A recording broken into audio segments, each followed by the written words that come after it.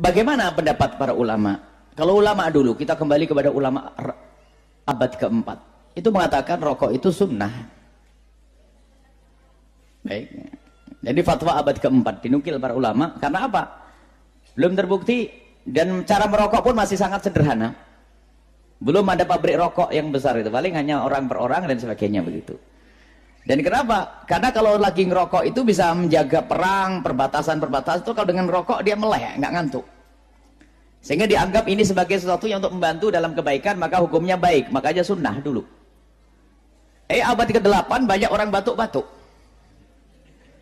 Dan banyak, akhirnya para ulama mulai berubah menjadi hukum makruh. Itu abad ke-8. Mulai menyebar namanya rokok dan tersebar di sana sini abad ke-8. Makanya banyak orang ketahuan setelah ngerokok banyak yang batuk-batuk. Akhirnya makruh. Jadi bertahap. Jadi ini fatwa tahun berapa yang kita nukil, kan begitu. Sehingga ulama yang membaca fatwa lama mengatakan rokok adalah makruh. Akan tapi lihat, orang akhir, mutaakhirin menilai dari rokok ini adalah dengan ahlinya. Bukan urusan rokok saja, mohon maaf. Kalau urusan rokok ini memang ada usaha kecanduannya. Bukan urusan rokok apa saja. Segala bentuk yang dikonsumsi oleh seseorang, jika sudah divonis oleh ahlinya, dalam hal ini adalah dokter. Kalau dokter mengatakan itu membahayakan, langsung fatwa ulama harus ikut dokter. Saya pernah membuat contoh. Kalau ada di sebuah hutan, perhutani berkata, para pengunjung dilarang masuk hutan untuk sementara. Karena apa? Tiba-tiba terbukti di hutan ini ada berapa ratus harimau yang baru beranak nih. Kalau lihat manusia langsung nerekam. Ini yang ngomong siapa? Perhutani. Kalau yang ngomong Buya Yahya jangan didengar, karena saya tidak pernah masuk hutan. Tapi kalau ngomong berhutani, haram kita melanggar. Maka fatwa ulama mengatakan haram masuk hutan. Karena sudah dibukti, dikasih tahu sama penjaga hutan bahwasanya di sini banyak harimau yang buas dan membahayakan. Kalau Anda masuk lalu dibunuh, Anda bunuh diri. Karena yang ngomong berhutan. Urusan rokok yang ngomong mohon maaf dokter, dan bukan saya. Saya tidak ikut-ikut urusan rokok, mohon maaf. Saya tidak pernah punya laboratorium, saya tidak ngerti urusan rokok, saya tidak mau. Hanya saya tanya ahlinya urusan kesehatan. Tanyakan kepada dokter. Tanyakan kepada medis, apa kata dokter.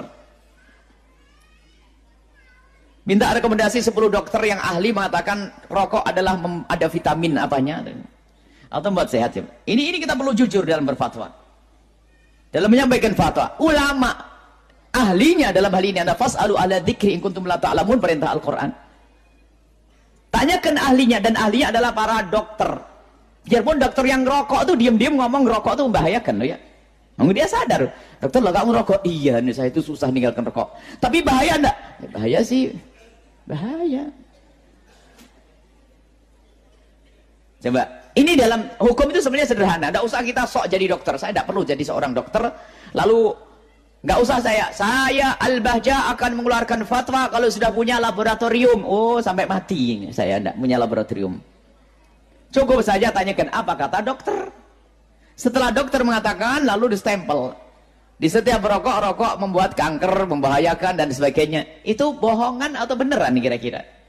Dalam dunia bisnis gak mungkin itu bohong. Dunia bisnis harus dihapus. Mungkin kalau dunia bisnis untuk promosikan rokok menguatkan apa begitu misalnya, harus begitu kan? Tapi malah sebalikannya.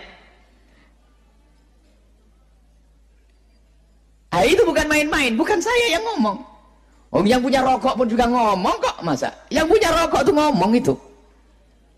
Itu kan yang nulis yang ngomong rokok. Saya lebih patuh dengan yang ngomong rokok itu sama dokter, selesai. Sehingga berdasarkan itu semua, maka segala sesuatu, jangan ngurus rokok. Kalau ngurus rokok pasti ada cemberutnya nanti. Segala sesuatu dari makanan atau apapun yang menurut dokter itu membahayakan, hukumnya haram. Segala sesuatu yang membahayakan, ini sudah ada. Kita perlu lagi bab insyaf. Biarpun ada seorang masih sering makan pecel beracun tadi, misalnya, saya tidak ngomong rokok lagi, rokok bahaya, ngomong sih nggak enak banget itu. Misalnya ada minuman beracun, minuman yang membahayakan. Kalaupun anda masih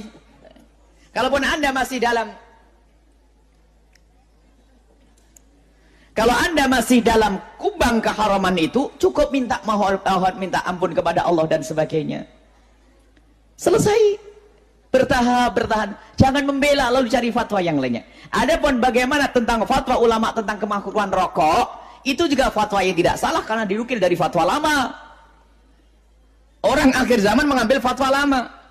Sebab dalam berfatwa sendiri ada bagiannya masing-masing. Dan kami yakin Imam Syafi'i kalau datang hari ini pun akan menggunakan dunia medis ini untuk mengontrol segala bentuk makanan halal haramnya. Karena apa? Praburiatum Laturium. Pasti beliau yang paling ahli dalam hal ini. Sebab beliau ada istilah namanya istiqra. Istiqra itu tanya ahlinya. Itu adalah satu manhaj di dalam fikih Syafi'i. Namanya istiqra. Kalau ingin mencetuskan hukum, jangan bertanya yang bukan ahlinya. Kalau urusan kesehatan, ya tanya dokter. Kalau urusan masalah kemasyarakatan, tanya pakar sosiologi. Jadi jangan tanya yang lainnya. Itu kan istiqra'nya Imam Syafi'i. Sehingga mengatakan bahasanya umumnya orang haid adalah 7 hari. Banyaknya adalah 15 hari. Paling pendek adalah 24 jam. Ini kan istiqra'nya Imam Syafi'i. Saya tidak akan melanggar Imam Syafi'i. Maka kalau ada fatwa yang mengatakan rokok itu adalah makruh, kami tidak bisa mengatakan bahasanya itu fatwa salah. Karena dinukil dari fatwa yang ada. Akan tapi saya hanya ngajak bicara. Yuk bicara dengan keinsyafan.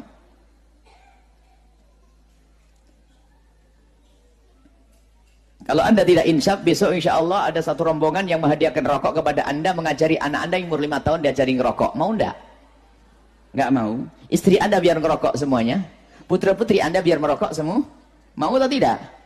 Enggak mau. Perokok pun geleng kepala. Kita perlu ini yang kita bahas. Istafti qalbak, tanya hati kecilmu. Perlahan. Berusaha untuk berubah perlahan. Dan alhamdulillah kita menemukan orang yang banyak berubah. Yang semula ngerokok dan sebagainya perlahan berubah. Harus kita ini insaf, ini sadar. Dan bukan fatwa saya, makanya kalau ulama yang mengatakan rokok haram, dia juga punya dasar. Ulama yang mengatakan rokok adalah makruh, ada dasar. Ulama-ulama terdahulu. Tapi ayo kita belajar ilmu insaf yang sesungguhnya. Apa sih hakikatnya rokok itu? Berbahaya atau tidak? Selesai. Nggak usah berhujah, katanya rokok memperpendek umur. Oh, itu mbah saya ngerokok umurnya 90 tahun. Mulai ada kesombongan. Cukuplah, oh iya begitu ya. Memang kata dokter membahayakan. Selesai. Dalam berhujah ini adalah musibah berat.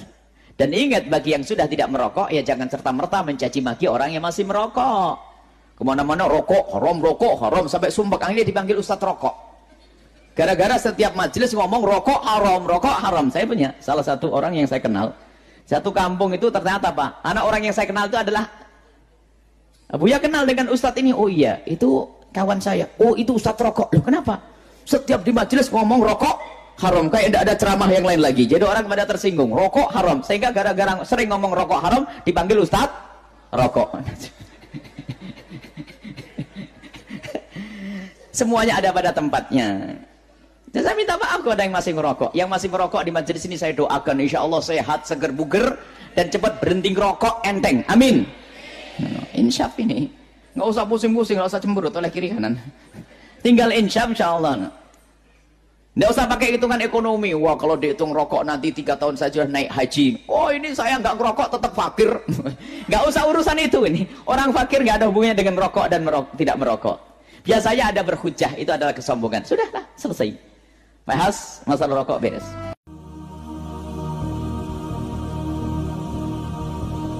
Qibabul haqqi khudatuna wa masjiduna mu'askaruna wa haqqullahi yahfazuhu junudul haqqi wal iman falahul